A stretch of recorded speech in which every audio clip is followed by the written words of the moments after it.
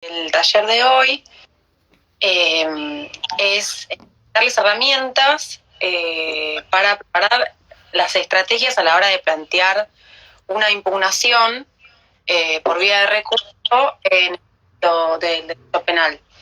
Eso va a ser, digamos, el eje principal del taller de hoy, darles herramientas prácticas y teóricas también.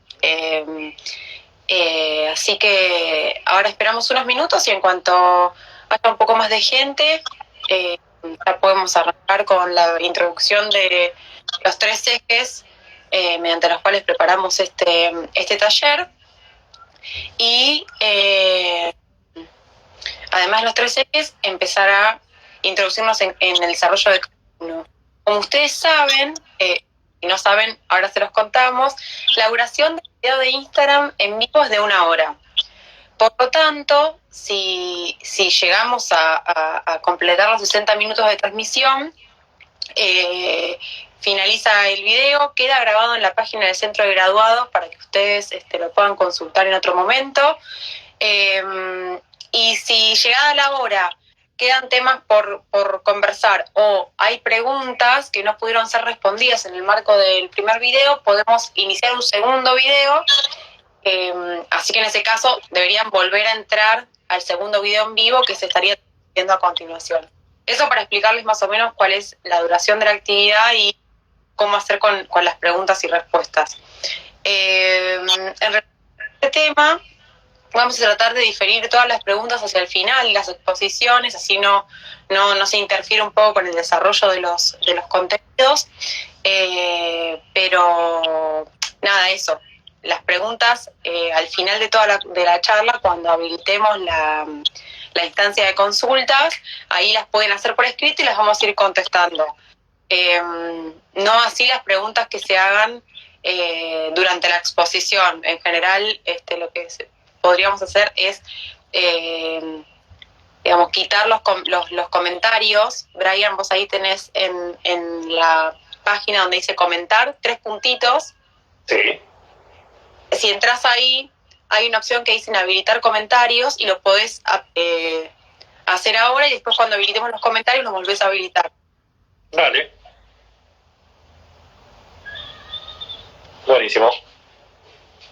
Perfecto, así, porque a veces cuando uno se está transmitiendo nada, las preguntas. Es viendo los comentarios, entonces por las dudas se suelen inhabilitar durante la exposición. Bueno, si querés, ya son y 5, podemos comenzar con la introducción de los temas. Nosotros preparamos el taller en 3 ejes, en 3 partes.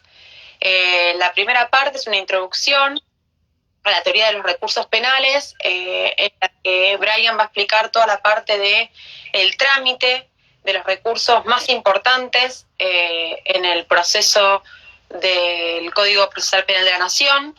¿Sí? Vamos a quitarnos, restringirlos al ámbito del derecho penal nacional y federal. En un segundo momento vamos a hacer una explicación del contenido constitucional o cuáles pueden ser los pilares de las impugnaciones constitucionales en materia recursiva. Y en una tercera etapa vamos a hablar de las estrategias, ¿sí? Que no tiene nada que ver con la teoría, sino que es una cuestión netamente de estrategias. Y con eso finalizaríamos la composición del taller. Ahí es que vamos a habilitar las preguntas para todas las consultas que tengan o cuestiones que no hayamos tocado pero que les interesen. En la medida de nuestras posibilidades las vamos a abordar. Así que cuando quieras, Brian. Vale, perfecto, buenísimo. Bueno, ¿qué tal? Buenas tardes, ¿cómo andan? Les cuento, la primera parte tiene que ver para que nos pongamos una base sobre la cual vamos a trabajar y sobre la cual después vamos a pensar estrategias. Como bien dijo Noelia, el modelo procesal penal, tanto nacional como federal, tiene un sistema mixto que está dividido en una primera etapa de instrucción, que ya sea el juez o el fiscal son los encargados de llevar adelante la investigación penal, y después una segunda etapa que es la etapa de juicio. Lo importante que veamos en materia recursiva es qué determinados recursos se puede interponer en cada etapa y ante qué tribunal se tiene que interponer cada uno.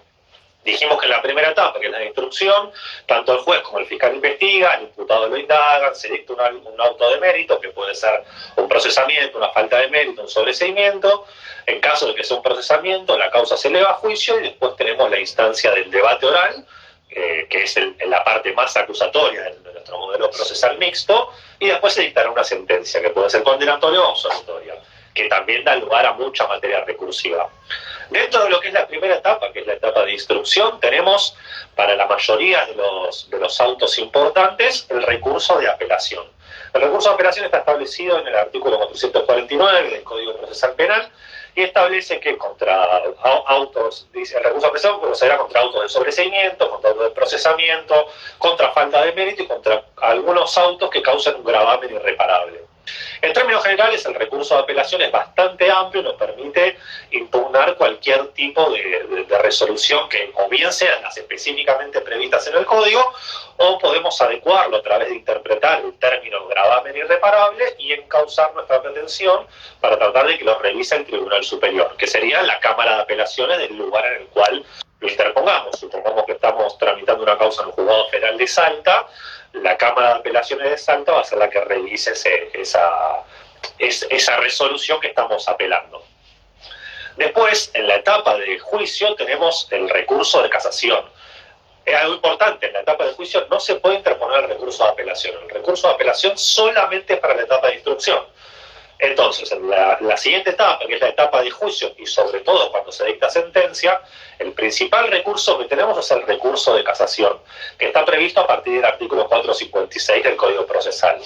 ¿Qué es lo importante del recurso de casación? Puede interponerse por dos vías, ya sea bien por inobservancia de las formas procesales o por errónea aplicación de la ley sustantiva. Es decir, errónea aplicación de la ley sustantiva se puede entender, por ejemplo, cuando se encuadra el hecho típico, se encuadra en un tipo penal en el cual el impugnante considera que es erróneo. Por ejemplo, a mí me imputan un comercio de estupefacientes y yo creo que en realidad es una estafa. Entonces, ahí interpondríamos por el inciso A, que es la errónea aplicación de la ley sustantiva. Después, por otro lado, la inobservancia de las formas procesales es cuando hubo algún error en la aplicación del articulado del Código Procesal, que a partir de lo que establece el artículo 123 y 404 del Código, que se dice que toda sentencia infundada no puede, y a la luz de los estándares de arbitrariedad de la Corte Suprema, entendemos que cualquier sentencia arbitraria se considera infundada y por ende es inválida. Entonces, la inobservancia de las reglas procesales también da lugar al recurso de casación.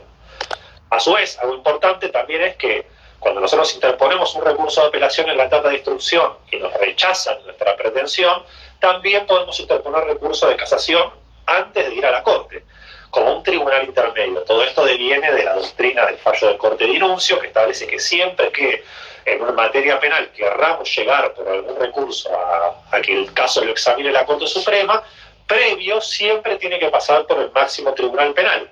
En el ámbito nacional y federal es la Cámara Federal de Casación Penal. Entonces dijimos, en la segunda etapa, en la etapa de juicio, cuando llega, sobre todo cuando se dicta la sentencia, ya sea absolutoria o condenatoria, el recurso que tenemos es el recurso de casación. El recurso de casación se puede interponer tanto por la defensa, que a partir del fallo Giroldi tiene una mayor amplitud recursiva, y sobre todo por las disposiciones del artículo 459 fueron declaradas inconstitucionales, y en cambio, en el caso de la voluntad recursiva del fiscal, por lo establecido en el 458, tiene algunos límites. Los límites que el legislador entendió que en ciertos casos el recurso no puede prosperar, no se puede interponer. Seguido de ello, o sea, el último recurso que tenemos, hay muchos más recursos, pero dentro de los más importantes, el que nos queda analizar es el recurso extraordinario federal, que es el que interponemos cuando queremos que la Corte Suprema de Justicia revise nuestro caso.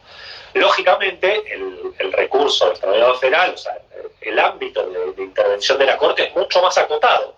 Nos tenemos que dirigir al artículo 14 de la Ley 48, en la cual se establece qué casos son los que la Corte acepta intervenir.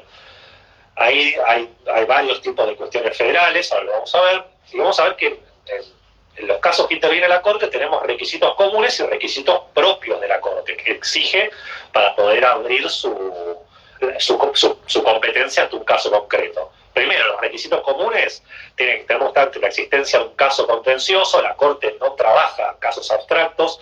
De hecho, ¿se acuerdan hace poco cuando hubo un problema para ver cómo sesionaba el Congreso, que se planteó una acción ante la Corte? Bueno, la Corte en cierto modo dijo que no trabaja casos abstractos, tiene que haber un caso concreto con una afectación a una persona concreta, y a partir de ahí la Corte acepta intervenir.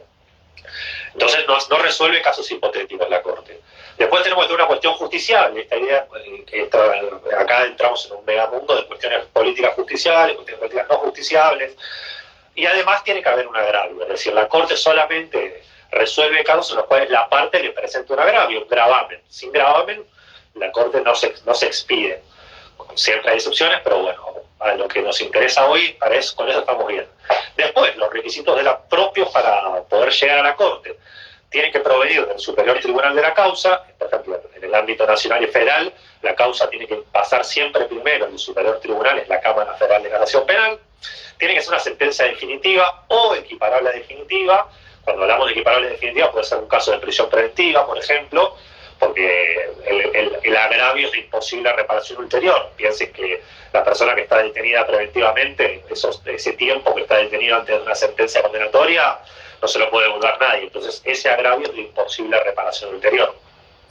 Debe haber una cuestión federal, esto también es muy importante. La Corte divide el artículo 14, la ley 48, cuando habla de cuestiones federales, nos divide en cuestiones federales simples, las que se discute la inteligencia de una norma federal o bien de la Constitución, y después tenemos cuestiones federales complejas, directas e indirectas, cuando está en discusión, cuando ahí ya entramos a comparar normas, ya sea una norma nacional contra la inteligencia, contra la Constitución, o para ver si la norma infraconstitucional se adecua a los preceptos constitucionales, o bien cuando hay una norma o un acto provincial que se contrapone con una norma superior.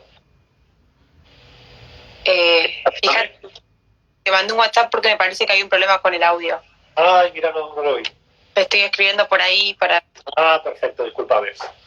Bueno, cuestiones federales simples, complejas, estos serían los recursos propios, los requisitos propios del recurso extraordinario, y bueno, desde ya tiene que haber llegado por una resolución contraria a la pretensión del recurrente. Esto también es importante.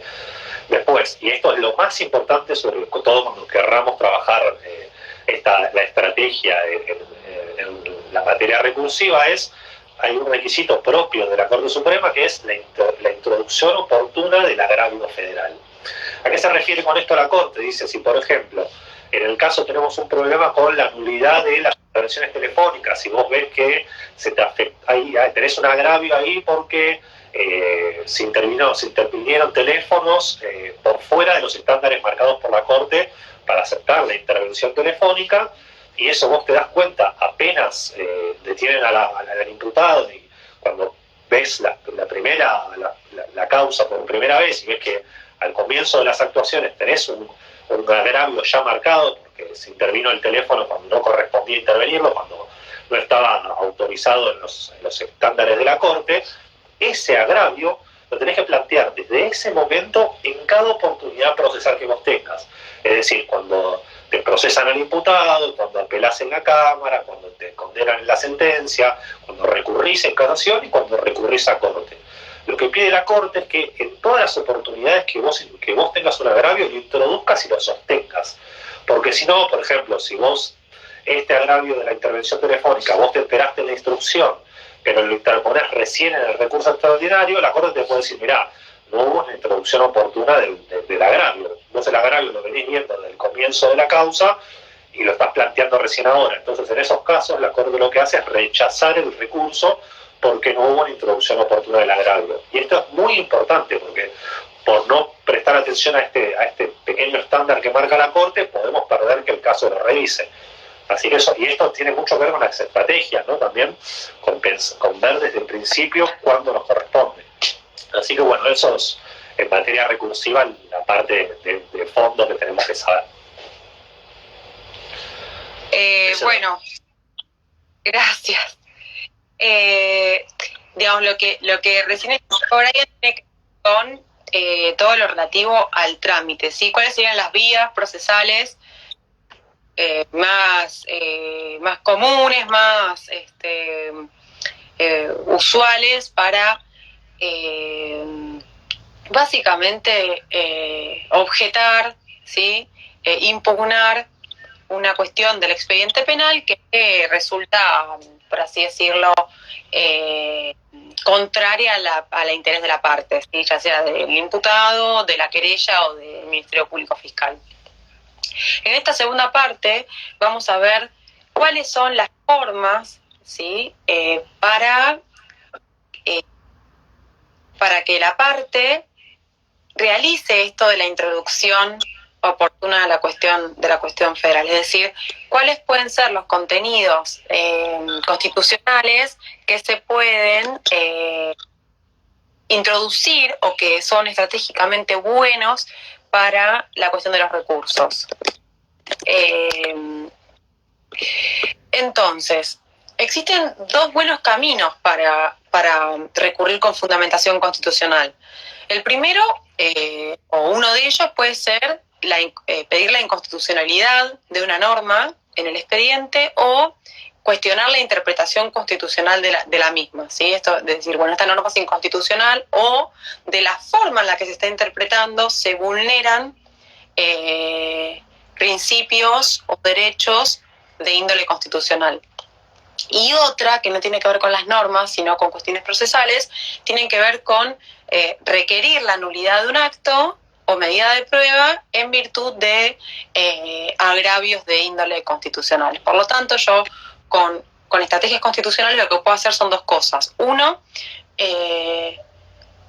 atacar una norma, ¿sí?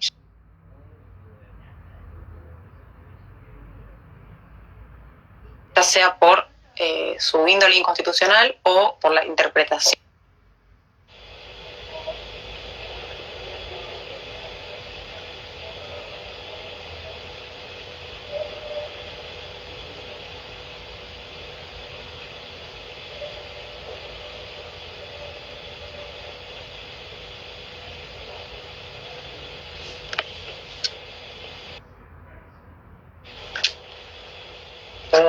Se le cortó.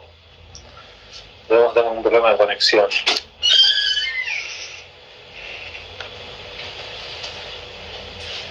Aguarden un segundito que ahí vamos a intentar resolver porque esto no es tan sencillo. Ahí está, estoy agregando nuevos. Perdón, parte de la vida actual.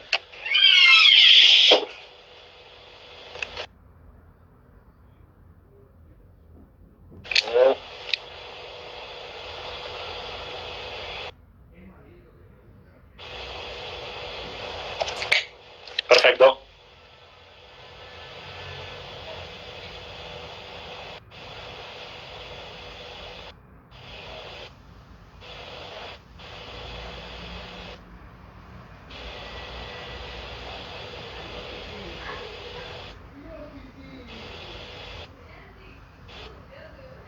Yo te escucho. Un poco trabado, pero te escucho.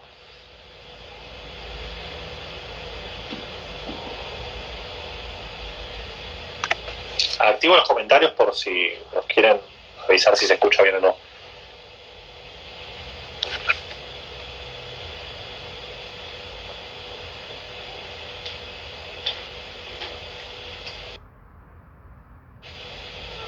¿Se escuchan bien a la profesora? No, se le salió.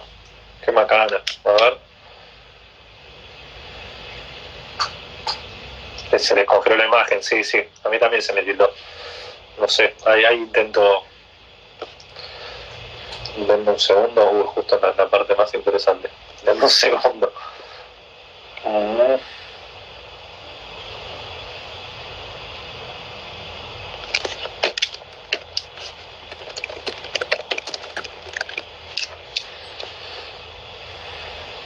Se la puedo agregar.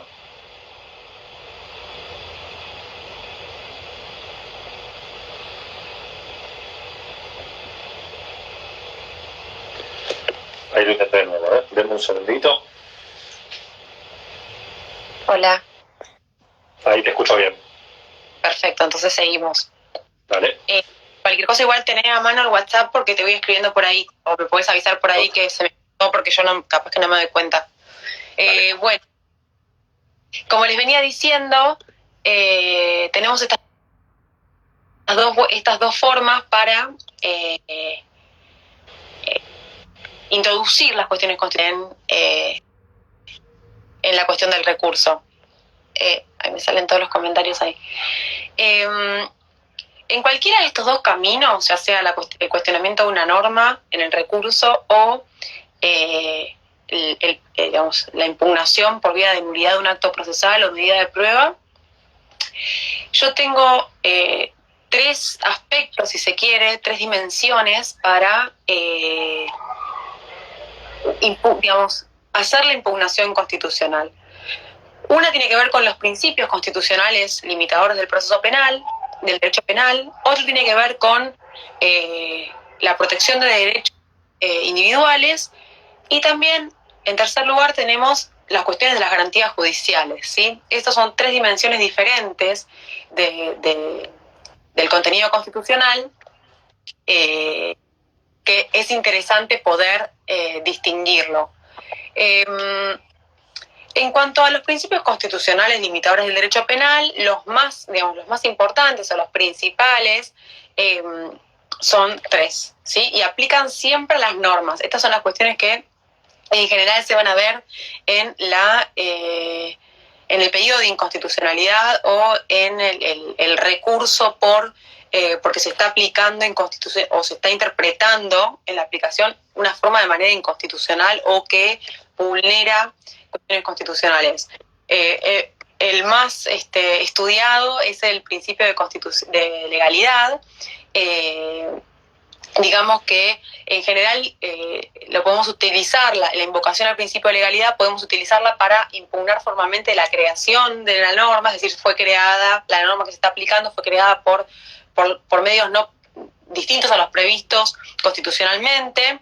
Esta norma puede ser tanto de fondo como de procedimiento y también podemos acudir al digamos, reclamar a través del principio de legalidad sustantivo, es decir, el consagrado en el 18 y 19 de la Constitución y Convención Americana sobre Derechos Humanos y Pacto Internacional de Derechos Civiles y Políticos. Ahora bien, en cuanto a la aplicación e interpretación de normas en este control de constitucionalidad que yo puedo cuestionar por vía de un recurso, existen muchos subprincipios relevantes como la ley cierta, previa, escrita y estricta, que es lo que yo tengo que, digamos, hacer la bajada a los casos concretos en cuanto yo estoy repitiendo. Esto lo vamos a ver en estrategias, pero presento el problema, digamos, en el nivel teórico. ¿Qué tipo de casos puedo tener con problemas de principio de legalidad? Creo que están apareciendo los comentarios. ¿Puede ser? Sí, pero porque los había colocado para... Ahí está. Porque escuchaban, no, perdón. Y no puedo, me reconcentro, perdón. ¿Qué tipo de casos pueden aparecer en virtud del principio de legalidad? Aplicaciones por analogía, normativas, reglamentación de un tipo penal por decreto que, digamos, genere que el tipo penal sea extremadamente abierto, cuestiones de ultraactividad de la ley penal, etcétera, tienen que ver con el principio de legalidad y con vejaciones a principios importantes de derecho constitucional en materia penal. Bajo este argumento, entonces yo puedo formular la inconstitucionalidad de una norma o pedir que se revoque una interpretación o aplicación contraria a este principio constitucional que es, digamos, fundamental en el derecho penal. En relación con otro principio, que es el principio de reserva, se vincula con la facultad estatal o los límites, ¿sí? Las fronteras de la posibilidad estatal de prohibir conductas bajo, digamos, amenaza de pena, ¿sí? Podemos pensar, por ejemplo, por un lado en el principio de reserva y por otro en el principio de lesividad, ¿sí? Como principios muy vinculados entre sí, que se relacionan con la esfera de privacidad de las personas y su intimidad y el daño a otros, ¿no? El daño a terceros. ¿Cuáles pueden ser los casos que yo tenga en relación con principio de reserva? Consumo de estupefacientes, casos de la Corte, por ejemplo, que se dieron no hace mucho tiempo, como la obligación impuesta a los escribanos y a otros sujetos como martilleros, etcétera, de denunciar maniobras de lavado de dinero, etcétera. Todas estas cuestiones tienen un contenido de principio de reserva y hay que introducirlas en la primera oportunidad. Estos argumentos vinculados con el principio de reserva nos permiten incoar, digamos, señalar la inconstitucionalidad de una norma o una aplicación de esa norma que esté violando estos principios, digamos, y lo tengo que decir expresamente en la primera oportunidad en el recurso. En tercer lugar, me voy a referir al principio de culpabilidad, ¿sí? Como, digamos, otra parte de estas estrategias, como límites a la reacción penal. ¿Qué quiero decir cuando hablo de límites a la reacción penal? Proporcionalidad de las penas, tanto en expectativa como en su aplicación concreta, poder señalar en los casos puntuales que está haciendo la norma o su aplicación configuran un derecho penal de autor, ¿sí? Digamos, se está yendo del derecho penal de acto, o está aplicando criterios peligrosistas. Cuando yo hablo de criterios peligrosistas es muy importante porque esto se vincula con cuestiones de la libertad de las personas sometidas a proceso penal, puntualmente lo que tiene que ver con libertades, excarcelaciones y la acreditación judicial del peligro de fuga u otros riesgos procesales como el de entorpecimiento de la investigación. ¿Cuáles pueden ser los casos? Por ejemplo, denegación de algunos beneficios, ejecución condicional, libertad anticipada, libertad asistida, denegación de excarcelaciones, de exención de prisión, y los contenidos de un auto de prisión preventiva o de la prórroga fundada en estos riesgos procesales. Si estos riesgos procesales se apartan del principio de culpabilidad porque se fundan en cuestiones peligrosistas, yo tengo que introducirlo y en la misma apelación o recurso en el que yo estoy diciendo esta denegación de excarcelación genera un agravio constitucional, yo lo tengo que decir y tengo que poner por principio de culpabilidad y lo tengo que desarrollar profundamente. Entonces, con este argumento, yo lo que puedo hacer es formular de nuevo la inconstitucionalidad de la norma o pedir que se revoque la interpretación o aplicación contraria a este principio constitucional, por ejemplo, aquellas imputaciones penales que no guardan una relación directa con la acción del acusado. Por ejemplo, puedo decir que acá es un caso de responsabilidad objetiva porque le están imputando algo que no se les puede atribuir directamente. O también las que acabo de decir sobre el derecho penal de autor. Estas tres cuestiones tienen que ver con los principios constitucionales. También tenemos, por otra parte, los derechos constitucionales, que son lo que fundamentan jurídicamente la creación de las garantías en el proceso penal, por ejemplo, derecho a la intimidad y privacidad. Esto tiene que ver con toda la regulación, restricciones e intervenciones telefónicas, epistolares, inspecciones corporales, requisas, propiedad privada, todas las formalidades para el allanamiento de moradas, secuestro de cosas. Y hay muchos otros derechos que fundamentan aspectos importantes del procedimiento, como pueden ser la libertad, la igualdad y no discriminación, el derecho a la dignidad, a la integridad, y bueno, también, por ejemplo, por supuesto, a la vida, ¿no? Entre muchos otros, pero estos son los más relevantes, son los más habituales dentro de un proceso penal. Y por último, las garantías judiciales, ¿sí? Que aplican directamente a los procedimientos, así como los principios aplican a las normas, principalmente a la creación e interpretación de normas para su aplicación. Cuando hablamos de las garantías judiciales, hablamos de los procedimientos. La garantía judicial principal del debido proceso y asegurarnos de que el debido proceso se cumple todo el tiempo, nos va a permitir que a su vez se posibilite el ejercicio de las demás garantías. La Corte Interamericana, por ejemplo, tiene muchísimo material en materia de garantías judiciales o control convencional de estas garantías que están reguladas en el artículo 8 de la Convención Interamericana sobre Derechos Humanos. Y bueno, además del debido proceso, yo puedo indicar una vulneración a las garantías tales. ¿Todo bien?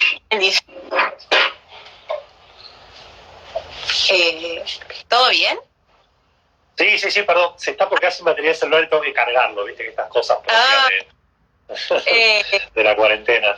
Perdón. Debido a esto, bueno, podemos impugnar las tales con cuestiones de juicio justo, juicio previo, juez natural, también por cuestiones de señalar cuestiones de imparcialidad e independencia de los magistrados, vulneraciones a un juicio oral y público, y también cuestiones más que tienen que ver con los derechos de la defensa, por ejemplo, el principio de inocencia, indubio pro reo, onus probandi, carga de la prueba.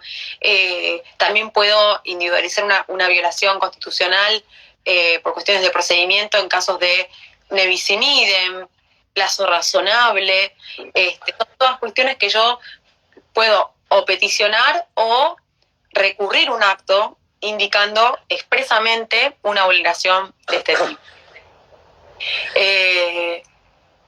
Y por supuesto el derecho a recurso y doble conforme, sí, que tenemos el antecedente de la Corte Interamericana Mohamed contra Argentina, y por supuesto también cuestionar constitucionalmente un procedimiento a través de un control de convencionalidad, ¿sí? Este control de convencionalidad es obligatorio en virtud de que pertenecemos al Sistema Interamericano de Protección de Derechos Humanos, y así ha sido entendido en muchos precedentes de la Corte Interamericana, por ejemplo, Almonacid Arellano contra Chile, Mendoza contra Argentina, trabajadores cesados contra Perú, etcétera, que son todas referencias muy pertinentes al momento de invocar el agravio constitucional. ¿Por qué? Porque el Estado argentino se encuentra comprometido a garantizar los derechos y garantías contenidos en la Convención, y su incumplimiento podría acarrear responsabilidad estatal de Argentina. Por lo tanto, insertar estas cuestiones expresamente en un recurso le dan un salto cualitativo al argumento que puede ser una herramienta muy útil al momento de presentar el recurso. Ahora bien, pasando ya a la tercera parte o tercer eje de esta charla, tiene que ver con las estrategias, ¿sí? Cuando hablamos de estrategias, básicamente lo que hacemos es explicar algunos recursos, herramientas, destrezas que les pueden ser útiles a ustedes para tener una mayor probabilidad de éxito al plantear un recurso o una impugnación. En primer lugar, lo que podemos hablar dentro del ABC de los recursos es el modo de incorporar este contenido que le estamos diciendo, porque está todo muy lindo con saber el trámite y saber cuáles son las garantías, pero entre la teoría y la práctica puede haber una distancia muy grande. Cuando yo interpongo un recurso, mi recurso tiene que tener dos cuestiones sí o sí. Primero, tengo que concentrarme en la selección, priorización de los argumentos constitucionales. Yo no puedo poner 20 agravios constitucionales, ya sea por violación de principios y de garantías judiciales, sino que tengo que hacer una selección y luego una jerarquización de los mismos. Yo digo, mis agravios centrales son estos 3 o 4, y los voy a abordar en profundidad. ¿Por qué? Porque en general se presenta una tensión entre profundidad y extensión, y en general es mucho más útil estar a la profundidad en presentaciones breves, cortas, concisas, que sean muy profundas, que vayan muy al hueso, en lugar de hacer presentaciones hiperextensas que no, digamos, el que mucho abarca poco aprieta, como dice el dicho popular, y en definitiva al camarista no le queda nada en claro, no puede pasar nada en limpio. Entonces, en primer lugar, seleccionar cuáles van a ser mis argumentos de batalla, ¿sí?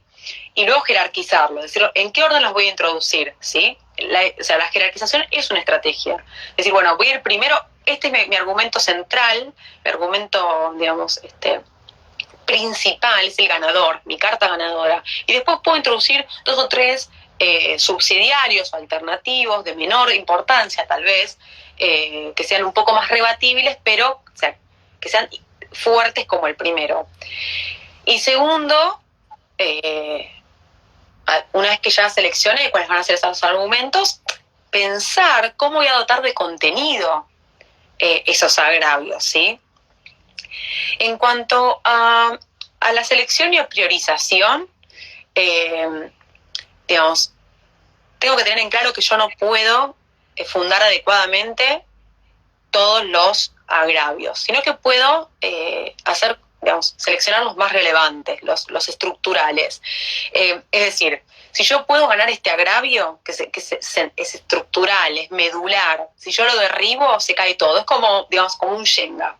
Si yo ataco la pieza estratégica del caso, es probable que el caso se venga abajo. Entonces, el verdadero desafío del abogado o abogada defensora es, digamos, o también del fiscal que está apelando algo, es ir, digamos, la selección, ir al argumento que mueve la aguja del caso, digamos, y tampoco puedo plantearlo adecuadamente si no lo estoy jerarquizando. Yo cuando estoy jerarquizando los agravios estoy diciendo, esta violación constitucional es inadmisible, es importantísimo el tratamiento de esta cuestión y lo tengo que plantear primero para darle protagonismo. ¿Por qué digo esto? Porque frecuentemente se presentan o se suelen presentar recursos, apelaciones, recursos de casación que son larguísimos, que copian y pegan transcripciones enormes de fallos que todos conocemos o debemos conocer, y muchas veces no es pertinente la cita, que no resulta de incidencia cardinal para el caso, sin explicar cómo se aplica ese holding o ese estándar, esa doctrina legal a nuestro caso concreto. Por lo tanto, eso pierde sentido. Es decir, si yo genero confusiones a través introduzco 15 agravios, digamos, 15 violaciones constitucionales, es probable que no tenga, digamos, que no sea claro mi recurso, que no apunte a lo central. Entonces tal vez yo voy con 3 puntos muy sólidos, ¿sí? En el que pueda enfocar mis mejores esfuerzos, esto me pueda permitir satisfacer mi pretensión. Y después, además de la selección, la cuestión del contenido que les dije al principio, es decir, una vez que elegí los agravios más importantes o nucleares del caso, debo establecer, lo que tengo que hacer es establecer el estándar que me conviene, o sea, sobre cada tema. Por ejemplo, yo puedo decir, la Corte Interamericana sostuvo que el principio de peligrosidad es contrario a la Convención Americana en el caso de Fermín Ramírez. Puedo decir, la Corte Suprema, estoy jerarquizando fuentes, la Corte Suprema avaló este criterio en el caso Gramajo y además es criterio frecuente del máximo Tribunal Nacional la protección del principio de inocencia y el derecho a guardar silencio del imputado. Yo acá establecí lo teórico. Ahora yo lo que tengo que hacer es establecer un puente con mi caso, es decir, yo tengo que decir por qué el acto estatal, judicial que yo impugno se puso en jaque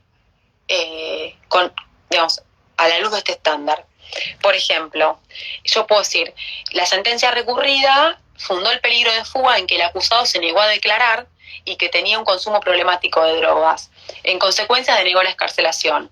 Yo planteé el estándar, dije, la peligrosidad no va, el imputado tiene derecho a guardar silencio. En el caso, utilizaron criterios peligrosistas y valoraron negativamente un derecho constitucional a guardar silencio. Entonces yo ahí estoy diciendo, esto es lo que tiene que pasar y pasó esto que lo viola. Entonces yo tengo que explicar, desarrollar de qué modo el acto judicial viola estos dos aspectos de la doctrina legal, evitando afirmaciones dogmáticas, o sea, genéricas.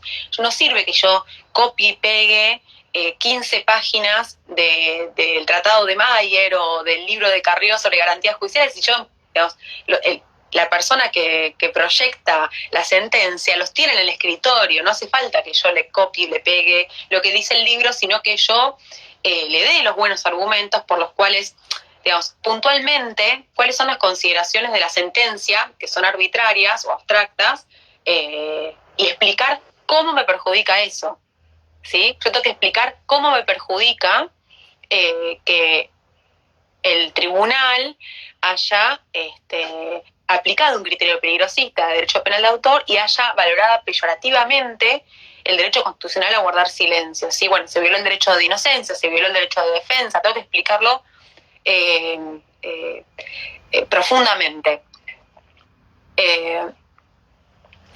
Una vez que, ¿y cómo lo demuestro yo esta violación? ¿Sí? Digamos, yo tengo que demostrar que esto se viola en el caso concreto que estoy recurriendo. Por ejemplo, en el caso de Alzogaray, la Corte Suprema, que remite al dictamen del procurador, la defensa alegaba la inconstitucionalidad del delito de enriquecimiento ilícito, ¿sí? En abstracto, como una ponencia académica.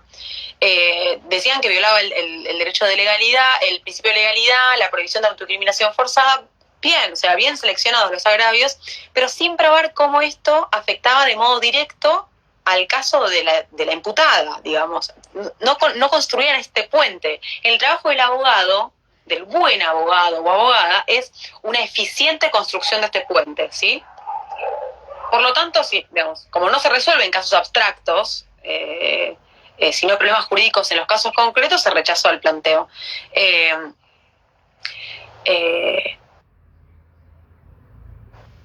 Puntualmente, otra recomendación que tengo para hacer sobre esto es que la construcción de este puente entre el estándar y el caso con los hechos concretos es que tiene que ser compacto, digamos, tiene que ser sólido, no hacer repeticiones, no hacer reiteraciones, sino eficiente, corto, sólido, o sea, tiene que ser un argumento muy bueno.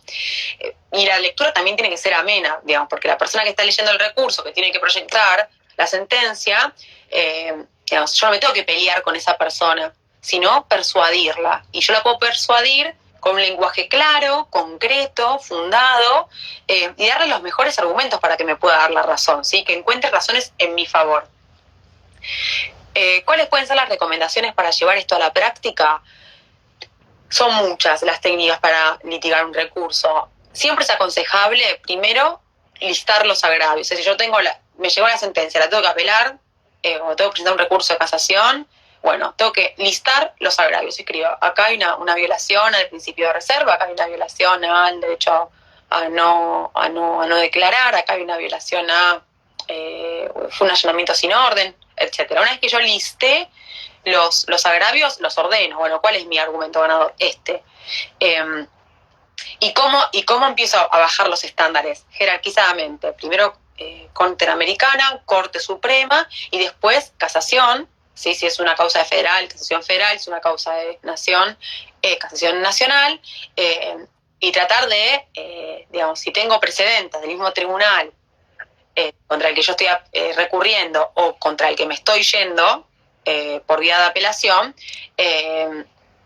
digamos, tratar de rastrear un poco esa jurisprudencia, que de eso se va a encargar Brian, para que mi recurso, digamos, tenga más oportunidades.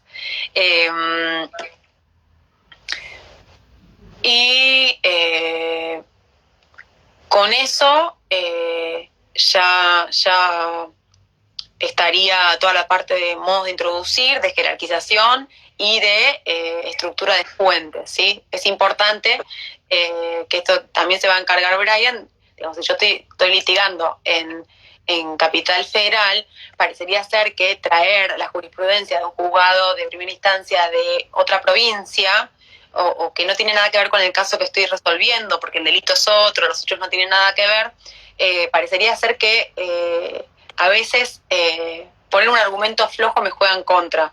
Tengo que ir con mis mejores argumentos, los más sólidos, y dejar los argumentos flojos afuera, porque eso puede ir en mi perjuicio. Si querés, ahora vamos con lo de Tribunal Revisor. Sí, obvio. Bueno, buenísimo. Y es re importante lo que les explicaba Noelia, sobre todo porque piensen que los que leen los recursos son personas. Entonces, si les ponemos 14 agravios o recursos de 90 páginas, es realmente engorroso para cualquier persona tener que leerlos. Así que en ese sentido es súper importante encontrar los mejores agravios y hacer énfasis sobre eso. También algo que me parece muy importante, todo lo que tiene que ver con ortografía y redacción. Uno puede leer con más ganas o de mejor manera un producto que está mejor escrito. Y eso es re importante también a la hora de presentar un recurso. Después, bueno, por otro lado, y esto lo adelantó un poco Noelia, con respecto a las destrezas, hay algo que es súper importante cuando interponemos un recurso, que es investigar el Tribunal Superior, investigar cuáles son los precedentes de ese tribunal. Piensen que los jueces en general, y sobre todo por ya una doctrina bastante firme de la Corte, los jueces tienen que seguir los precedentes que van ellos mismos diciendo y sobre todo los precedentes de los tribunales superiores. Por eso también Noelia le decía, bueno, cuando supongamos que estamos sobre el agravio tiene que ver con cuestiones de detención y requisa, bueno, primero que dijo Corte Interamericana, cuál es el estándar de Corte Interamericana, después cuál es el estándar de Corte Suprema y después cuál es el estándar en este caso, de Casación Federal. Y a partir de ahí empezar a elaborar.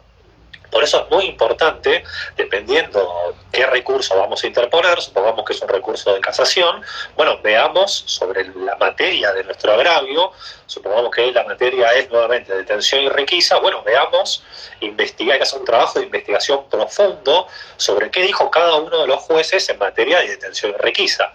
Por eso es muy importante saber los precedentes del tribunal al que vamos a pedirle que revise la resolución adversa, la resolución que nos causa un agravio.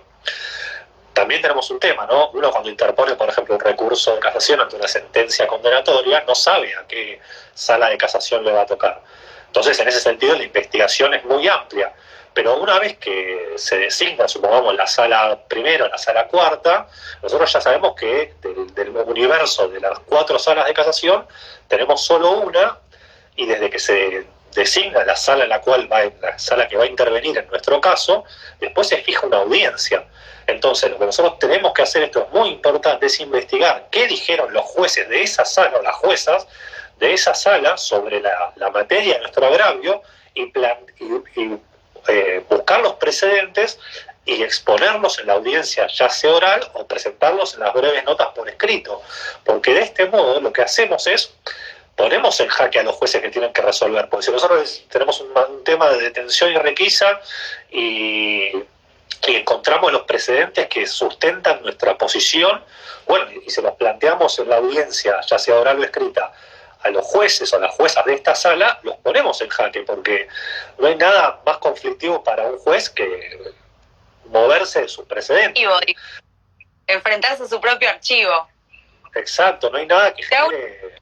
Brian, en relación con lo que estás diciendo, si, por ejemplo, busco los estándares del Tribunal Superior, ¿no? Del que me va a revisar el recurso, y me doy cuenta que los estándares, los criterios, digamos, no me favorecen. No te sirve. ¿No sería una buena estrategia presentar nuevos motivos para que se puedan apartar de su jurisprudencia anterior? Porque para que el tribunal no pierda consistencia siempre va a citarse a sí mismo. Entonces, ¿no sería una buena estrategia esa? No solo una buena, sino la única, porque de hecho la Corte ya ha dicho en varios precedentes que la única forma de que un juez se aparte de su doctrina es que haya nuevos y mejores fundamentos que le permitan fundadamente apartarse de lo que ya dijo. Entonces, la mejor forma de poner, en caso de que los precedentes, supongamos que vamos en materia de reincidencia, ¿no? Y que la Corte ya dijo que la residencia es constitucional, nos cae interponemos nuestro recurso de casación, nos cae en una sala de casación que sigue la doctrina de la Corte por los argumentos que expuso la Corte. Bueno, nosotros vamos a tener que dar nuevos argumentos que la Corte no haya tratado para que la Cámara de la Sala de Casación pueda apartarse en el caso concreto para resolver a nuestro favor. Por eso, si nosotros ponemos los mismos argumentos sobre reincidencia que ya trabajó Corte y que Corte ya dijo que era constitucional, ya no hay mucho más para hacer. La Sala de Casación va a aplicar la doctrina de la Corte y es asegurado que lo vamos a perder el recurso. Así que en ese sentido es muy importante no solo investigar a los precedentes de la Corte, sino que cuando los precedentes no nos favorecen, tenemos la obligación de buscar nuevos argumentos para poder tratar de revertir ese precedente y esa doctrina que ese juez o esa jueza ya sentó en casos anteriores. Eso es muy importante, pero muy importante. Es difícil también, ¿no? Y también esto tiene que ver mucho con lo que planteaba Noelia de no pongamos 15 agravios. Bueno, si nosotros no tenemos nuevos agravios sobre reincidencia y ya sabemos que en la sala de casación que nos cayó el trámite de nuestro recurso sigue la doctrina de la Corte y no se nos ocurren nuevas ideas, ese agravio no lo planteemos. Porque bueno, nosotros habíamos discutido cuando planificábamos este taller la forma de argumentación de Fait en Arriola, cuando él da los argumentos, el voto de Fait que dice me voy a apartar de mi jurisprudencia permanente sobre tenencia para consumo, porque hay nuevos motivos. Las razones que me hicieron sostener mi disidencia en Basterrica, la composición de la mayoría en Montalvo, etcétera, los hechos demostraron que eran mal, o sea, que los argumentos eran falacias. Entonces me tengo que apartar y así fundamenta su cambio de criterio. Esta referencia es muy importante si les pasa esto, que se vayan a fijar como lo hizo Fait, porque es una buena cita, digamos, para proponer al tribunal. Podés cambiar tu criterio, porque en este caso tengo buenas razones para que lo hagas y te las voy a dar. Pero bueno, ¿qué pasa entonces? Siempre es importante plantear, recurrir. Yo tengo que recurrir todo. Esa es una muy buena discusión, porque también hay como una cultura generalizada de que ante lo que no nos gusta interponemos el recurso. Y en esta idea de analizar la estrategia en materia recursiva tenemos que pensar siempre si nos conviene recurrir a determinada decisión. Por ejemplo, a nuestro imputado en la etapa de instrucción lo procesan con prisión preventiva. Apelamos ese procesamiento con prisión preventiva y la Cámara de Apelaciones confirma el procesamiento con prisión preventiva. Ahí entramos en la duda, ¿nos conviene recurrir en casación en esa instancia a la prisión preventiva o nos conviene a veces esperar para pasar a la etapa de juicio? Por ejemplo, supongamos que uno de los argumentos para confirmar el procesamiento con prisión preventiva lo esboza la Cámara de Apelaciones y dice, bueno, todavía hay 2 prófugos y eso me genera un indicio de que en caso de que recupere la libertad el imputado se va a fugar. Entonces por eso le deniego la excarcelación o confirmo la prisión preventiva. Tal vez si nosotros en ese momento recurrimos en casación, ya casación tiene buenas razones que le dio la Cámara de Apelaciones para confirmar y encima ya la Cámara de Casación, la Sala de Casación que intervenga, ya va a aceptar una postura. Por lo cual, cuando la causa pase a juicio, ya va a tener algo dicho y tenemos menos chance de que en juicio, por ejemplo, nos conceden la excarcelación antes del debate. Ahora, al cambio, si nosotros no lo interponemos en la etapa de instrucción cuando confirma la Cámara de Apelaciones, llega a la etapa de juicio, se encuentran las 2 personas prófugas, bueno, nosotros podemos interponer el recurso antes del inicio del debate y decir, bueno, el fundamento por el cual estaba en prisión preventiva ya no está más y tendría que dar nuevas razones para sostener la prisión preventiva o bien conceder la libertad. Entonces, claro, esta idea esa sería como una decisión táctica del defensor o defensora, porque puede también que decida recurrir en casación, que obtenga un precedente como una interpretación del caso o no, porque puede declarar inadmisible, pero puede adelantarse algo. Entonces cuando vaya al tribunal oral y presente una nueva excarcelación o se oponga a la prórroga de la prisión preventiva, puede ir por argumentos diferentes, o sea, adelantarse a lo que le va a decir casación. También es el defensor tiene que ir. Sí, desde ya. Y también eso depende no solo de la estrategia, sino de ver los precedentes. Si vos sabés que vas en casación, te cae en una sala totalmente restrictiva, bueno, después cuando vas en juicio tal vez no te conviene volver a interponer contra una sala totalmente restrictiva, por ejemplo. Es bastante... Eso es estrategia, es pensar en qué momento me conviene apelar, en qué momento no. Lo mismo tal vez en la etapa de instrucción, cuando hay determinada la idea del gravamen irreparable. Bueno, cuando algunas resoluciones me causan un gravamen irreparable como para ir y pedir buscar el criterio de la Cámara de Apelaciones. Porque tal vez si se siente ese criterio, después no me puede servir el fundamento de eso para cosas posteriores de la instrucción. Entonces es muy... Hay que pensarlo todo, siempre proyectando lo que puede llegar a pasar. Es como un juego de ajedrez. Cuando uno litiga, tiene que pensarlo en un formato de ajedrez, decir, bueno, tengo que empezar a pensar qué puede pasar 3 pasos adelante. Y en este sentido, lo que vos decís, y si querés ya habilitamos los comentarios porque se nos está terminando Dale, sí, lo retardo. es pensar siempre la primera oportunidad, no decir, bueno, las cuestiones constitucionales las dejo para el recurso extraordinario, porque si yo no las planteé en las primeras apelaciones, no las voy a poder introducir después. Yo tengo que introducir en la primera oportunidad que yo tenga la cuestión constitucional. Por eso, no decir, bueno, yo cuando llegue el momento del Rex veo, no, desde el primer momento siempre. De hecho, sobre eso hay salas de casación o jueces o juezas de casación que no permiten que se introduzcan nuevos agravios en el ámbito de la audiencia. Una vez que se llenó la sala, por ejemplo. Alguien está haciendo una pregunta. ¿Cuál era el fallo de Fait? Pregunta Eugenia. Eugenia, es el voto separado de Fait en Arriola, que es del 2012 o 2010. 2010, Arriola. Creo que es 2007. Es 2007 y tiene que ver con la tenencia para consumo personal de estupefacientes. Preguntan cómo hacen las audiencias del 454. Depende del tribunal, eso. Eso depende del tribunal. Hay cámaras de apelaciones que las hacen orales, hay cámaras que las hacen escrito. Obviamente, y en general, producto de la pandemia, la mayoría hoy son escritas y excepcionalmente se hacen por Zoom. Pero también hay audiencias virtuales, pero son las menos. Piensen que el sistema ya antes podía ser restrictivo en algunas cámaras, ahora se complicó un poco. No sé si hay más preguntas vinculadas con el tema de nuestro taller, las cuestiones constitucionales y los recursos. No sé, hay alguien ahí, Adrián, que preguntó cómo se hacen las audiencias. Mirá, en Cámara de Apelaciones Federal acá, no sé si serán orales o escritas, pero en casación hay algunas que son con audiencia oral a través de medios virtuales, por Zoom, y muchas se hacen directamente por escrito y las partes pueden presentar lo que se conoce como breves notas dentro de los límites de la regulación del Código Procesal. Acá nos preguntan en bibliografía sobre estrategias de litigación. Mira. Tenemos el libro, sí, yo tengo uno. Creo que no sé si lo traje. Acá está.